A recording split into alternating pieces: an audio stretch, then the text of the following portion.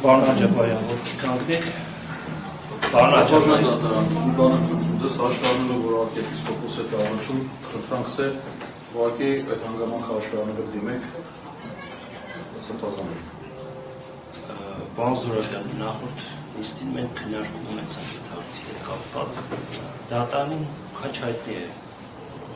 պարոն Աջապարյանի կարգավիճակը, բայց հաշվի առնելով, որ քրեական դատավարության օրենսդրությունը իրականացվում, քրեական դատավարությունը իրականացվում, պետք է քրեական դատավարության տիրույթում, թե դիմելու հետ կապված, թե մյուս հանգամանքների հետ կապված մնանք քրեական դատավարության տիրույթում։ Քրեական դատավարության օրենսգրքով նախատեսված է, որ պետք է դիմեք պարոն Պարով, այսպես է նախատեսված։ Քրեական դատավարության օրենսգրքով նախատեսված է մեղադրյալ տերմինը։ Ես այս պարագայում դիմում եմ պարոն Աջապարյանին, հաշվի առնելով անձի սեռը եւ ազգանունը։ Պարզ է։ Իսկ հոգևոր կարգավիճակը հաշվի չեք առնում։ Հոգևոր կարգավիճակը քրեական դատավարությունում կոնկրետ այս հարցի հետ կապված նշանակություն։ Բայց սերը նույնպես դրված չէ, չէ՞, պետք է սերը հաշվառել։ Ինչեք հաշվառում։ Դա դիմելաց է։ Տեսել եմ ասում, դիմելաձել է հոգևորականին, խնդրանքս է, դիմեք օրինակ arczepiskopos Աջապարյան։ Խնդրեմ համեստ բառով կարգեցիք։ Ես ձեզ հավաստիացնում եմ, հատկապես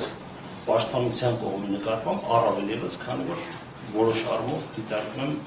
որպես խոցելի կողմ։ Լավ։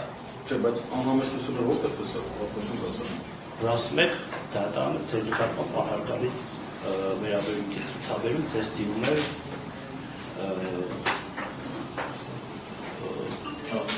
ազգանունով դիմելու հետ կապված։